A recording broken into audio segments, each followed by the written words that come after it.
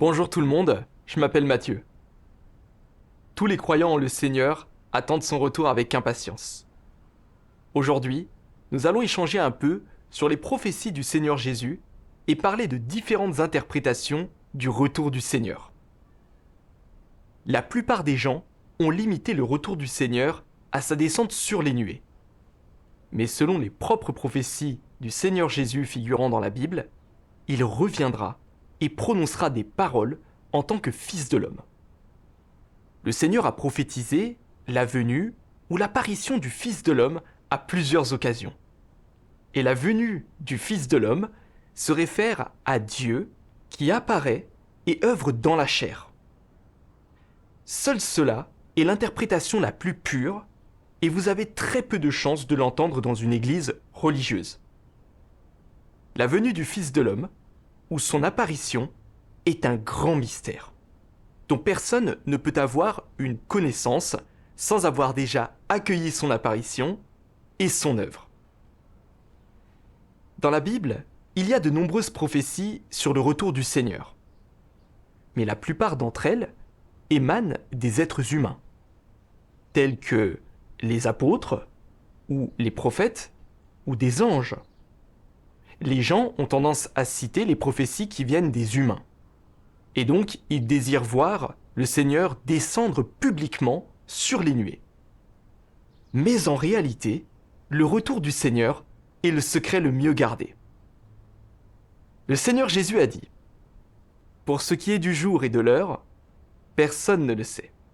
Ni les anges des cieux, ni le Fils, mais le Père seul. » Étant donné que personne n'en connaît le jour ou l'heure, pas même les anges au ciel, ni le Fils, serait-il possible que l'une des prophéties du retour du Seigneur délivrées par les humains ou les anges soit réellement correcte ? C'est impossible.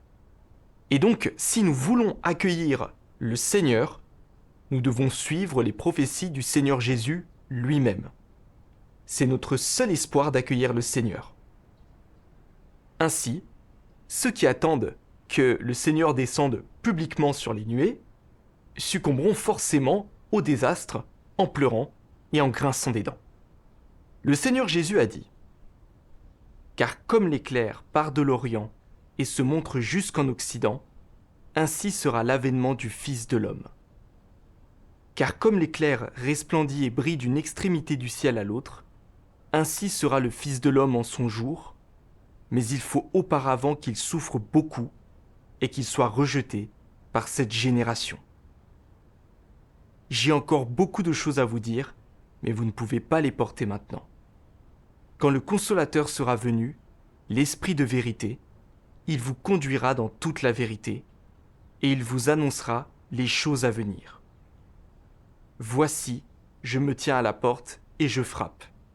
Si quelqu'un entend ma voix et ouvre la porte, j'entrerai chez lui, je souperai avec lui, et lui avec moi. Que celui qui a des oreilles entende ce que l'Esprit dit aux églises. Mes brebis entendent ma voix, je les connais, et elles me suivent. Que pouvons-nous constater dans ces prophéties du Seigneur Jésus ? Les paroles du Seigneur nous disent clairement qu'il reviendra dans les derniers jours en tant que Fils de l'homme. En réalité, le Fils de l'homme est l'incarnation. Et il va principalement prononcer des paroles exprimant de nombreuses vérités et conduire le peuple élu de Dieu à entrer dans toutes les vérités. Quelle œuvre le Seigneur va-t-il accomplir en venant exprimer des vérités ? Sans aucun doute, il vient pour accomplir l'œuvre du jugement qui commence par la maison de Dieu. Ce qui prouve encore une fois que Dieu réalise l'œuvre du jugement dans les derniers jours en exprimant des vérités. Alors, comment pouvons-nous accueillir le Seigneur ? Puisqu'il vient en tant que Fils de l'homme, et que le Fils de l'homme a une apparence tout à fait ordinaire, sans rien de manifestement surnaturel, personne ne sera en mesure de voir simplement, d'après son apparence extérieure, que c'est l'apparition de Dieu. L'essentiel, c'est d'écouter les déclarations du Fils de l'homme et de voir si c'est la voix de Dieu. C'est en reconnaissant la voix de Dieu et en lui ouvrant la porte que l'on accueille le Seigneur. S'il prononce des vérités et que les gens écoutent mais ne reconnaissent pas sa voix, ils n'auront aucun moyen de l'accueillir.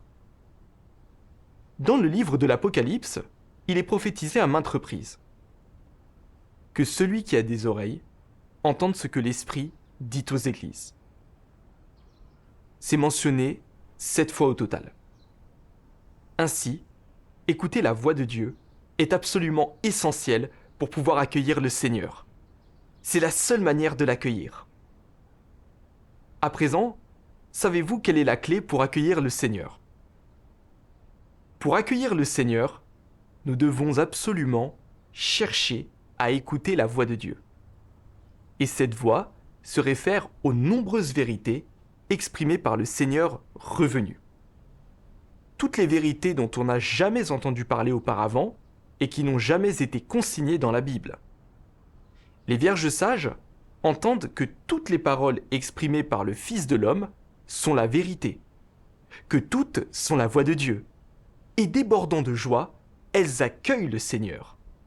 Seul le Seigneur est capable d'exprimer la vérité. Seul le Seigneur est le chemin, la vérité et la vie. Quiconque entend les paroles exprimées par le Fils de l'homme et reste indifférent ou les rejette, ou refuse d'accepter la vérité, est une vierge folle qui sera abandonnée par le Seigneur. Il sombrera inévitablement dans les grands désastres, en pleurant et en grinçant des dents. Actuellement, le monde religieux n'accueille pas le Seigneur. Au lieu de cela, il a succombé au désastre, blâmant et reniant Dieu dans un état de désespoir permanent. Les brebis de Dieu sont ceux qui cherchent et explorent ardemment le vrai chemin, après avoir entendu la voix de Dieu, leur permettant d'accueillir le Seigneur.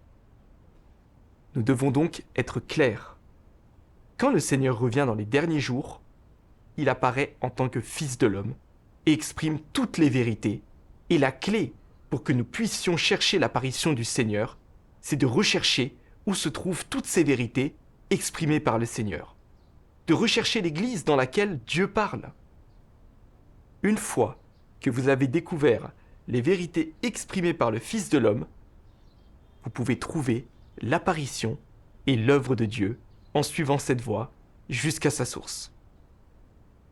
Dès que vous découvrirez que toutes les vérités exprimées par le Seigneur sont celles qui purifieront et sauveront l'humanité, vous accepterez le retour du Seigneur et ainsi, vous l'aurez accueilli.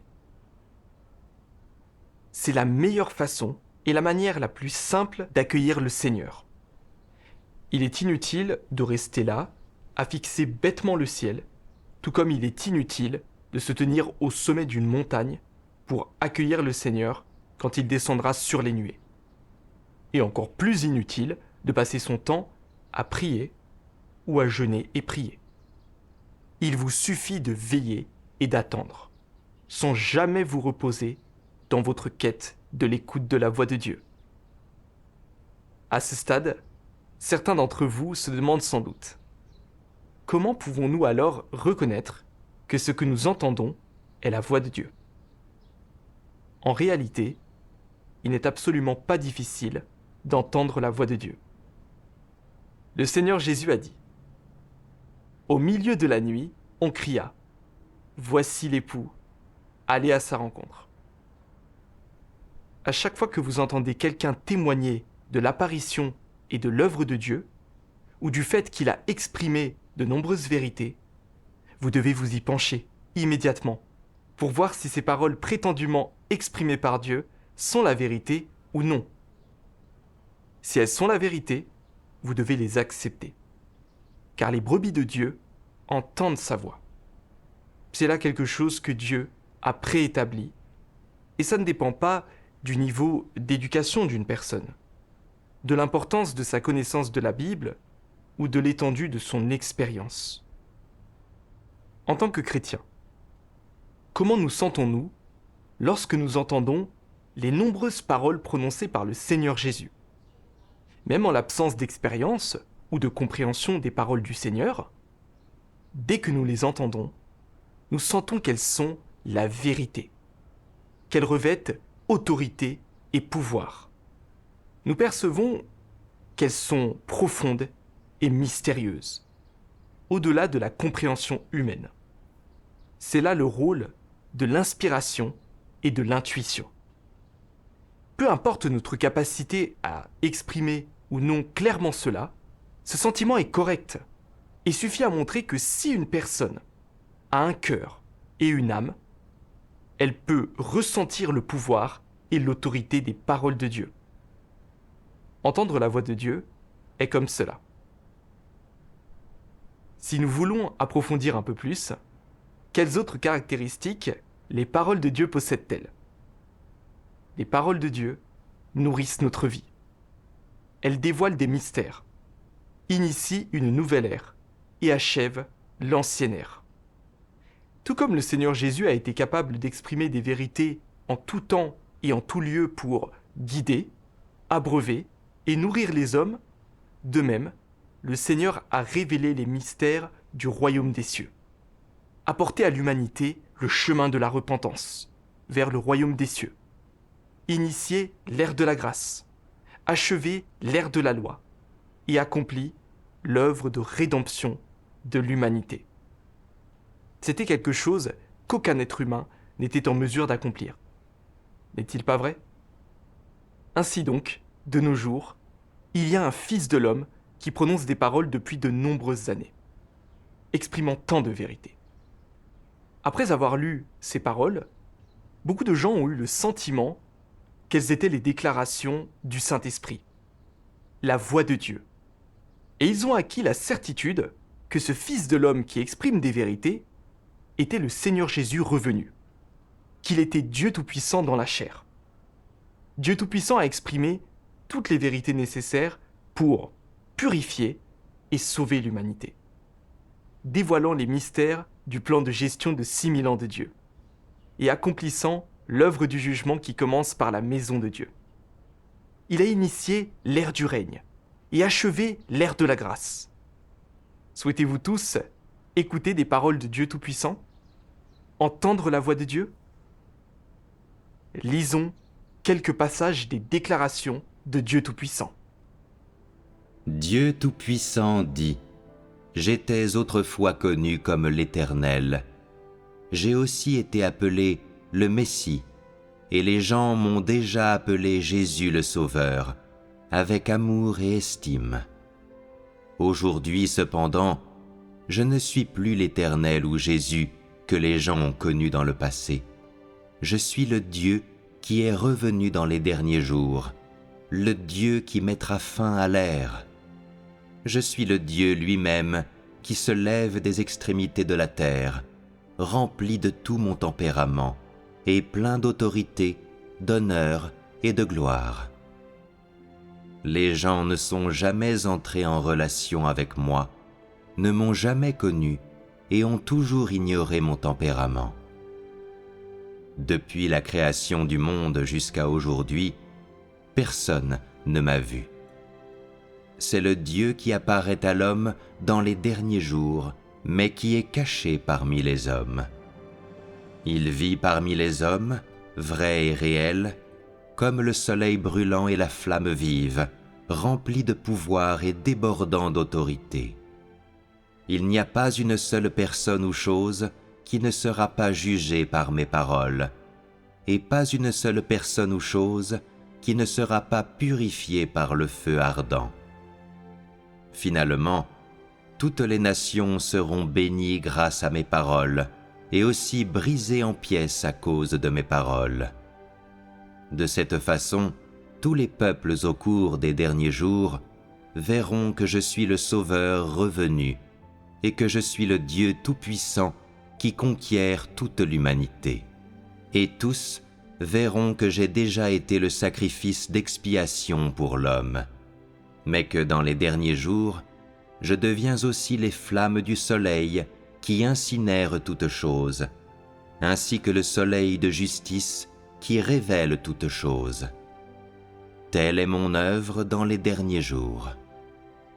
J'ai pris ce nom et j'ai ce tempérament afin que tous les gens puissent voir que je suis un Dieu juste, le soleil brûlant et la flamme vive, et afin que tous m'adorent, l'unique vrai Dieu.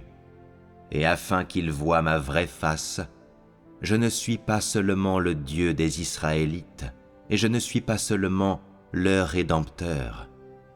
Je suis le Dieu de toutes les créatures dans les cieux, sur la terre et dans les mers. À travers tout l'univers, j'accomplis mon œuvre, et à l'est, le tonnerre retentit sans fin, ébranlant toutes nations et confessions. C'est ma voix qui a guidé tous les hommes vers le présent.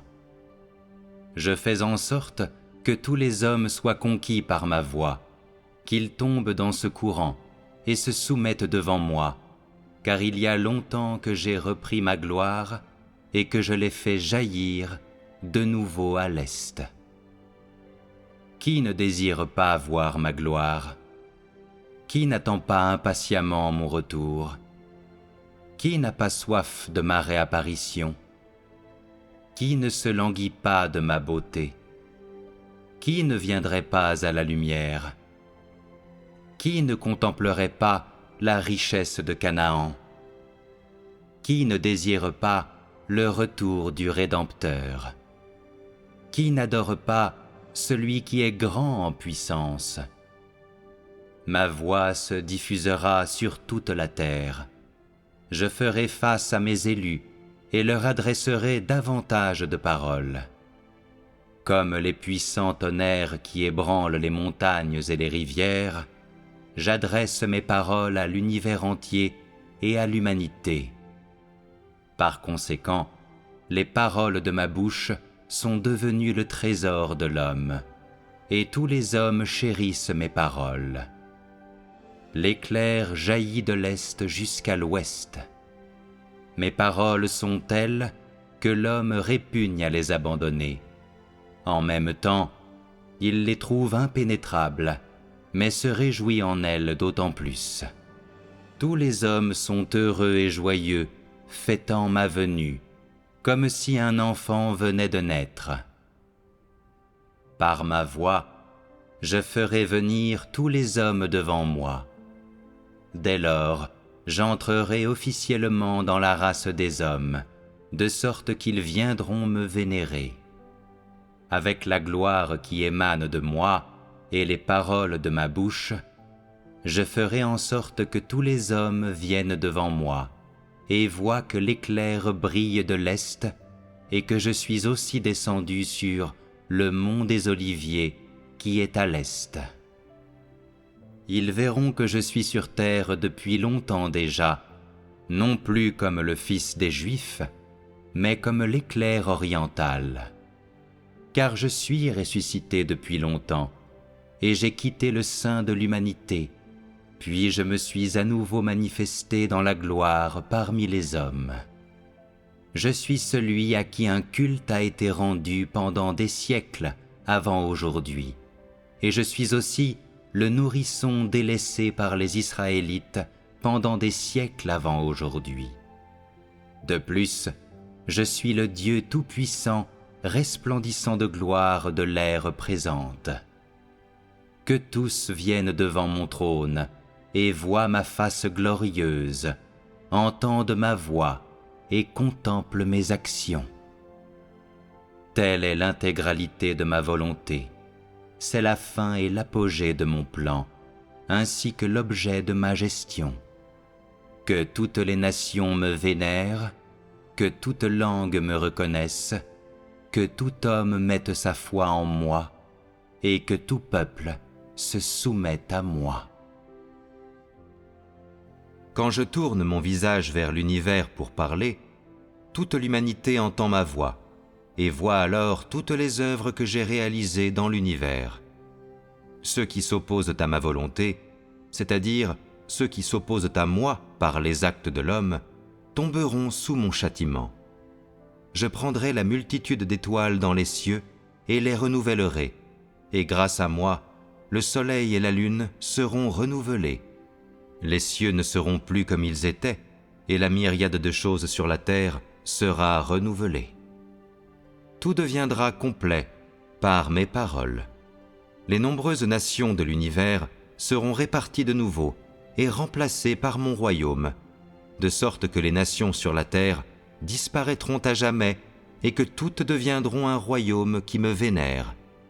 Toutes les nations de la terre seront détruites et cesseront d'exister.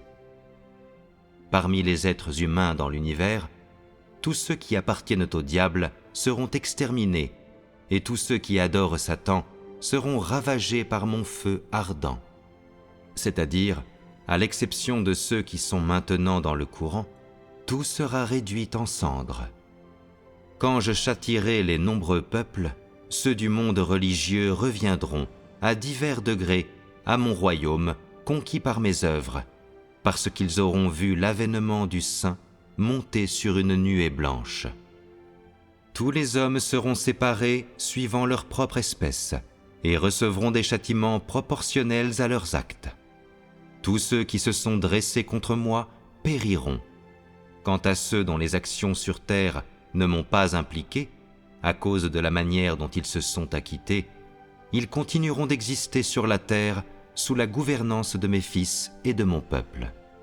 Je me révélerai à la myriade de peuples et à la myriade de nations, et de ma propre voix, je retentirai sur la terre, proclamant l'accomplissement de ma grande œuvre, afin que tous les hommes puissent la voir de leurs propres yeux.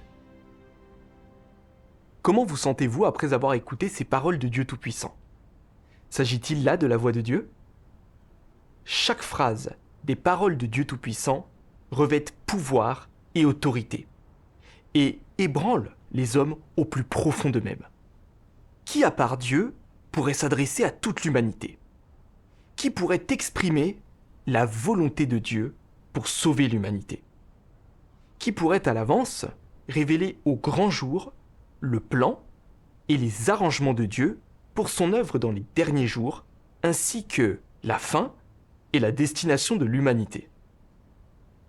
Qui pourrait faire connaître à l'univers tout entier les décrets administratifs de Dieu? À part Dieu, personne ne pourrait le faire. Les déclarations de Dieu Tout-Puissant à toute l'humanité nous permettent de ressentir l'autorité et la puissance des paroles de Dieu. Les paroles de Dieu Tout-Puissant sont des déclarations directes de Dieu, la voix de Dieu lui-même. Avec ces paroles de Dieu Tout-Puissant, c'est comme avoir Dieu qui se tient tout en haut dans les cieux, face au monde entier, et qui parle. Dieu Tout-Puissant parle à l'humanité depuis sa position de Seigneur de la création, révélant à l'humanité son tempérament juste et majestueux qui ne tolère aucune offense. Même s'ils ne saisissent peut-être pas les vérités au sein des paroles de Dieu Tout-Puissant, ou n'ont pas de réelle expérience ou compréhension quand ils les entendent pour la première fois, tous ceux qui sont les brebis de Dieu ressentiront malgré tout que chaque parole de Dieu Tout-Puissant est chargée de pouvoir et d'autorité, et auront la certitude que c'est la voix de Dieu et qu'elle vient directement de l'Esprit de Dieu. Cela accomplit les paroles du Seigneur Jésus. Mes brebis entendent ma voix, je les connais, et elles me suivent. À présent que nous avons entendu la voix de Dieu et vu les vérités exprimées par Dieu, quelle œuvre Dieu est-il donc venu accomplir en exprimant des vérités ? Il est venu accomplir l'œuvre du jugement dans les derniers jours, ce qui peut être prouvé par les prophéties émanant de la propre bouche du Seigneur Jésus. Le Père ne juge personne, mais il a remis tout jugement au Fils, et il lui a donné le pouvoir de juger parce qu'il est Fils de l'homme. Si quelqu'un entend mes paroles et ne les garde point, ce n'est pas moi qui le juge, car je suis venu non pour juger le monde, mais pour sauver le monde. Celui qui me rejette et qui ne reçoit pas mes paroles a son juge. La parole que j'ai annoncée, c'est elle qui le jugera au dernier jour. J'ai encore beaucoup de choses à vous dire, mais vous ne pouvez pas les porter maintenant. Quand le Consolateur sera venu, l'Esprit de vérité, il vous conduira dans toute la vérité et il vous annoncera les choses à venir. Et nous ne pouvons pas omettre le chapitre 4, verset 17 du premier livre de Pierre. Car c'est le moment où le jugement va commencer par la maison de Dieu. Toutes ces prophéties sont très claires. Le jugement dans les derniers jours commencera par la maison de Dieu. Et il sera entrepris chez tous ceux qui ont accepté l'œuvre du jugement de Dieu dans les derniers jours. Autrement dit, le Fils de l'homme incarné exprimera de nombreuses vérités sur la terre afin de juger et purifier l'humanité, guidant le peuple élu de Dieu pour le faire entrer dans toutes les vérités. C'est l'œuvre du jugement accompli par le Sauveur dans les derniers jours. Œuvre qui a été planifiée par Dieu il y a longtemps.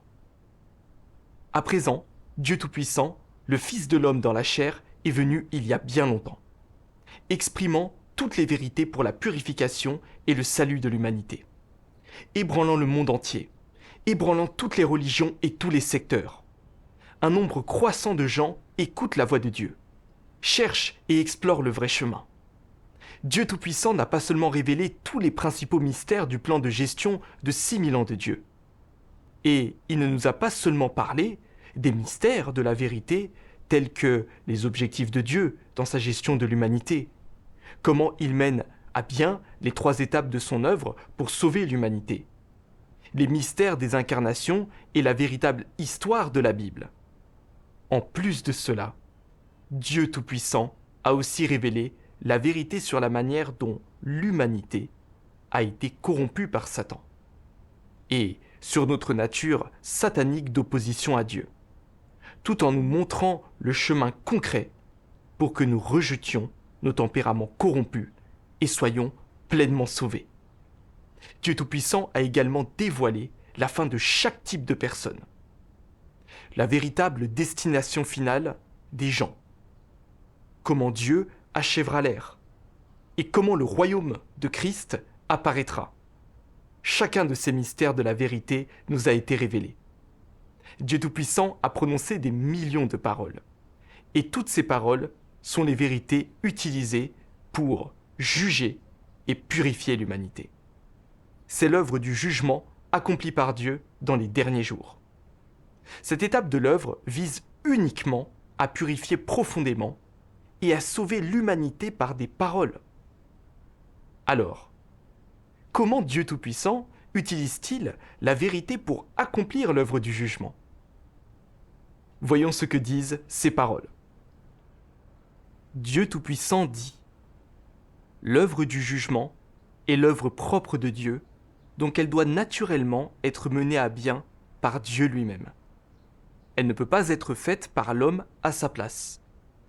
Parce que le jugement est l'utilisation de la vérité pour conquérir l'humanité, il est incontestable que Dieu apparaît toujours comme l'image incarnée pour accomplir cette œuvre parmi les hommes.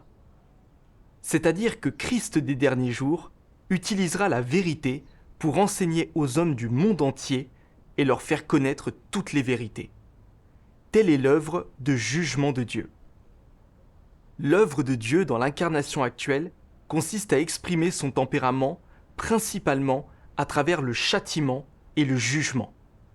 En utilisant cela comme fondement, il édifie l'homme avec plus de vérité et lui révèle plus de manières de pratiquer, réalisant ainsi son objectif de conquérir l'homme et de le sauver de son propre tempérament corrompu. C'est ce qui sous-tend l'œuvre de Dieu à l'ère du règne. Christ des derniers jours utilise une variété de vérités pour enseigner à l'homme, exposer l'essence de l'homme et disséquer les mots et les actes de l'homme.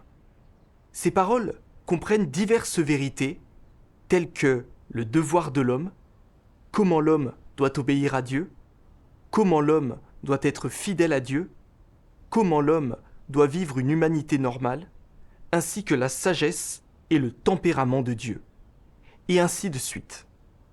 Ces paroles sont toutes axées sur l'essence de l'homme et son tempérament corrompu.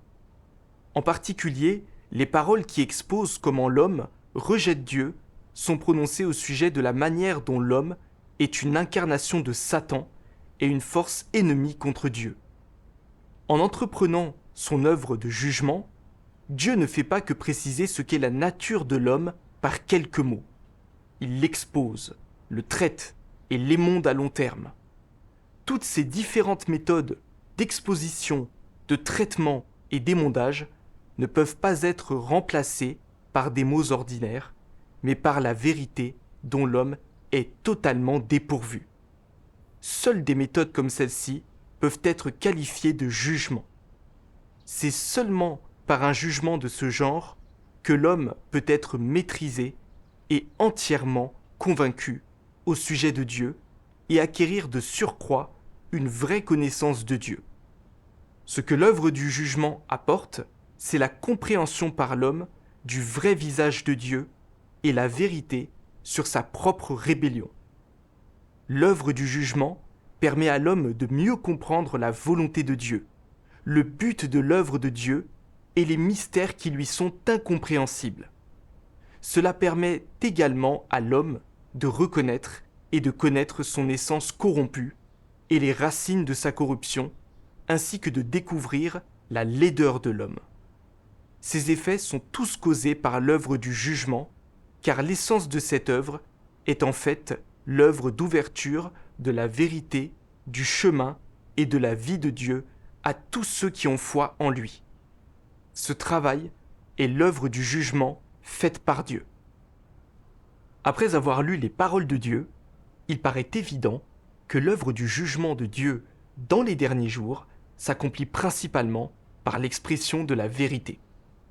Elle utilise la vérité pour juger, purifier et sauver l'humanité.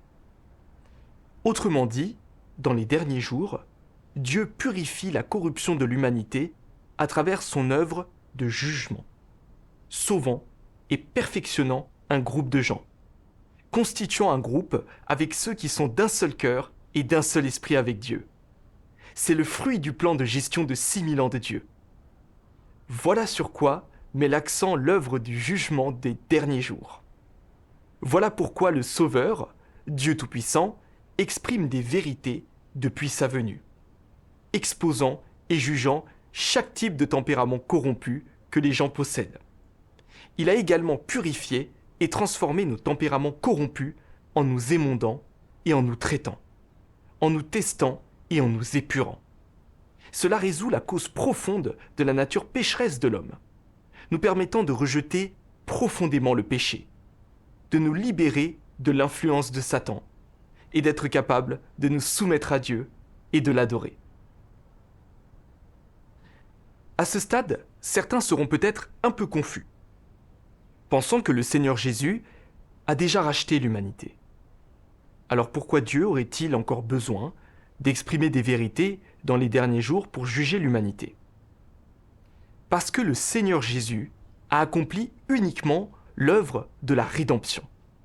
Ce qui signifie que la foi en le Seigneur Jésus apporte le pardon des péchés ou la justification par la seule foi, qualifiant les gens pour venir devant Dieu dans la prière, pour communier avec Dieu et jouir de sa grâce et de ses bénédictions. Pourtant, le rôle du Seigneur Jésus en tant que sacrifice d'expiation a seulement permis le pardon des péchés de l'humanité. Cela n'a pas complètement résolu la cause profonde de la nature pécheresse de l'homme. Tout cela, ce sont des faits. C'est pourquoi tous ceux qui vivent à l'ère de la grâce ont reconnu le fait que, même après que les péchés de l'humanité ont été pardonnés, nous avons continué à pécher sans relâche. Nous n'avons pas pu nous en empêcher, et nous avions beau désirer rejeter le péché, nous en étions incapables. Nous traversions la vie, péchant le jour, nous confessant la nuit. C'est pour cela que le Seigneur Jésus a prophétisé. J'ai encore beaucoup de choses à vous dire, mais vous ne pouvez pas les porter maintenant. Quand le Consolateur sera venu, l'Esprit de vérité, il vous conduira dans toute la vérité. et il vous annoncera les choses à venir.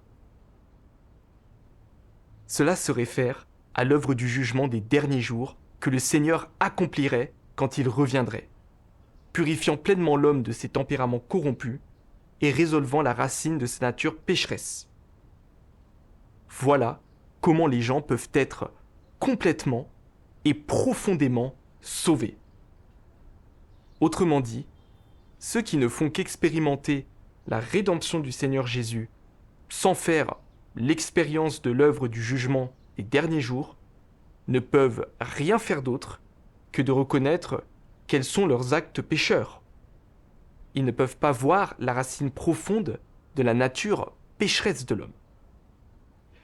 Autrement dit, ils sont incapables de comprendre la nature satanique et les tempéraments sataniques de l'homme, et encore moins de les résoudre. La seule façon de résoudre le problème du tempérament corrompu qui est la cause profonde de la nature pécheresse de l'homme, c'est de faire l'expérience de l'œuvre du jugement de Dieu. Dieu Tout-Puissant dit : Avant que les hommes aient été rachetés, Satan les avait déjà remplis de ses poisons, et après des milliers d'années de corruption par Satan, les hommes ont en eux une nature établie qui s'oppose à Dieu. Par conséquent, lorsque les hommes ont été rachetés, ce ne fut rien de plus qu'un cas de rédemption, payant un prix élevé pour racheter l'homme, alors que sa nature empoisonnée à l'intérieur n'était pas éliminée. L'homme, qui est tellement souillé, doit subir une transformation avant d'être digne de servir Dieu. Grâce à cette œuvre du jugement et du châtiment, les hommes prendront pleinement conscience de l'essence souillée et corrompue en eux-mêmes, et ils pourront changer complètement et être purifiés. L'homme peut être digne de retourner devant le trône de Dieu seulement de cette manière. Toute l'œuvre effectuée aujourd'hui vise la purification et la transformation des hommes. Grâce au jugement et au châtiment par la parole, ainsi que grâce à l'épurement, l'homme peut rejeter sa corruption et être purifié. Plutôt que de considérer cette étape de l'œuvre comme celle du salut, il serait plus approprié de dire que c'est l'œuvre de la purification. En vérité, cette étape est celle de la conquête, ainsi que la deuxième étape dans l'œuvre du salut. L'homme est gagné par Dieu grâce au jugement et au châtiment par la parole. Par l'utilisation de la parole pour épurer, juger et dévoiler toutes les impuretés, les notions, les motifs et les espoirs individuels dans le cœur de l'homme sont complètement révélés. Même si l'homme a été racheté et si ses péchés ont été pardonnés, c'est seulement considéré comme si Dieu avait oublié les transgressions de l'homme et n'avait pas traité l'homme en conformité avec ses transgressions. Toutefois, lorsque l'homme vit dans un corps charnel et qu'il n'a pas été libéré du péché, il ne peut que continuer à pécher, révélant sans cesse son tempérament satanique corrompu. C'est la vie que l'homme mène, un cycle sans fin de péché et de pardon accordé. La majorité de l'humanité pêche dans la journée pour simplement se confesser dans la soirée. Ainsi, même si le sacrifice d'expiation est toujours efficace pour l'homme, il ne peut pas sauver l'homme du péché. Seulement la moitié de l'œuvre du salut a été achevée, car l'homme a encore un tempérament corrompu. Il est difficile à l'homme de prendre conscience de ses péchés. Il est incapable de reconnaître sa propre nature profondément enracinée, et il doit compter sur le jugement par la parole pour obtenir ce résultat. L'homme peut dorénavant être progressivement transformé seulement de cette manière. Bien que Jésus ait beaucoup œuvré parmi les hommes, il n'a fait que parachever la rédemption de toute l'humanité et est devenu le sacrifice d'expiation de l'homme. Il n'a pas débarrassé l'homme de tout son tempérament corrompu. Sauver entièrement l'homme de l'influence de Satan n'exigeait pas seulement de Jésus, qu'il devienne le sacrifice d'expiation et qu'il porte les péchés de l'homme. Mais aussi que Dieu œuvre de façon plus grande encore pour entièrement débarrasser l'homme de son tempérament corrompu par Satan. Et donc, à présent que l'homme a été pardonné pour ses péchés, Dieu est redevenu chair pour conduire l'homme dans la nouvelle ère et a commencé l'œuvre du châtiment et du jugement. Cette œuvre a mené l'homme dans un domaine plus élevé. Tous ceux qui se soumettent à sa domination jouiront d'une vérité supérieure et recevront de bien meilleures bénédictions. Ils vivront véritablement dans la lumière et gagneront la vérité, le chemin et la vie. Dieu lui-même a revêtu une forme charnelle pour venir accomplir l'œuvre du jugement, exprimant de très nombreuses vérités, et il expose et juge les gens sur le long terme.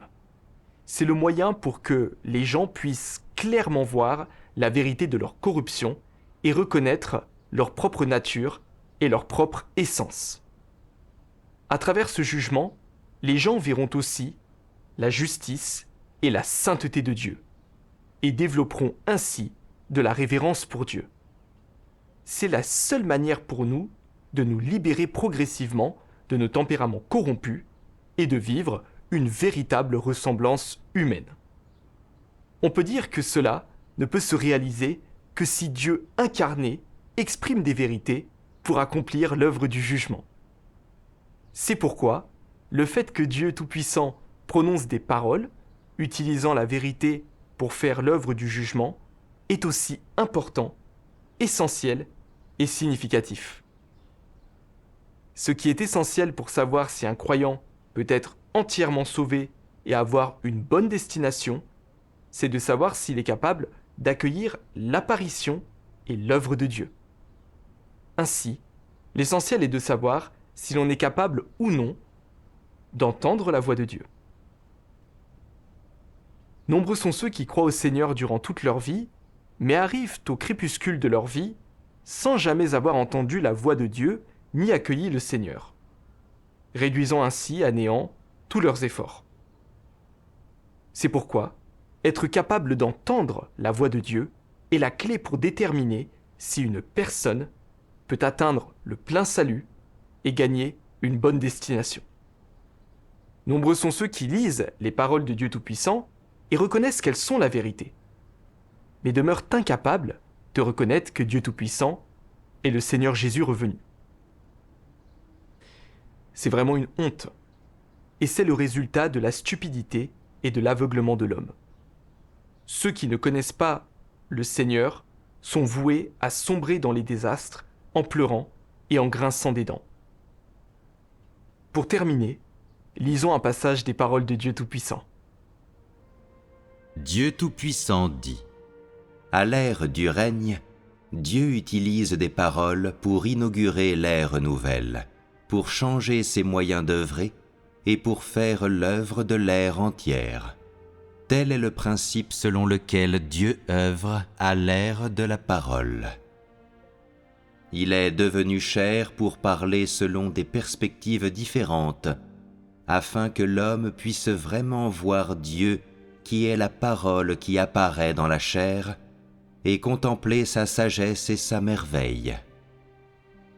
Cette œuvre est faite pour mieux atteindre les objectifs de conquérir l'homme, de perfectionner l'homme et d'éliminer l'homme. C'est le vrai sens de l'utilisation des paroles pour l'œuvre à l'ère de la parole. Par ces paroles, l'homme apprend à connaître l'œuvre de Dieu, le tempérament de Dieu, l'essence de l'homme et ce en quoi l'homme doit entrer. Par des paroles, l'œuvre que Dieu veut faire à l'ère de la parole est accomplie dans sa totalité. Par ces paroles, les gens sont exposés, éliminés et éprouvés. Les gens ont vu les paroles de Dieu, ont entendu ces paroles et ont reconnu l'existence de ces paroles. En conséquence, ils croient en l'existence de Dieu, en la toute-puissance et en la sagesse de Dieu, ainsi qu'en l'amour de Dieu pour l'homme et en son désir de sauver l'homme. Le mot « parole » peut être simple et ordinaire, mais les paroles qui sortent de la bouche de Dieu incarné ébranlent l'univers, transforment le cœur des gens, transforment leurs notions et leur ancien tempérament et transforment l'aspect ancien du monde entier. À travers les ères, seul le Dieu d'aujourd'hui œuvre de telle manière, et lui seul parle comme cela et sauve l'homme comme cela. Ensuite, les hommes vivent sous la conduite des paroles de Dieu et sont guidés et approvisionnés par ces paroles. Les hommes vivent dans le monde des paroles de Dieu, dans les malédictions et les bénédictions des paroles de Dieu, et il y a encore plus d'hommes qui sont parvenus à vivre sous le jugement et le châtiment de ces paroles. Toutes ces paroles et toute cette œuvre visent le salut de l'homme, la réalisation de la volonté de Dieu et le changement de l'aspect originel du monde, de la vieille création. Dieu a créé le monde en utilisant des paroles, il dirige les hommes dans l'univers entier en utilisant des paroles, et il les conquiert et les sauve en utilisant des paroles. Finalement, il utilisera des paroles pour amener à sa fin le monde ancien entier, achevant ainsi son plan de gestion.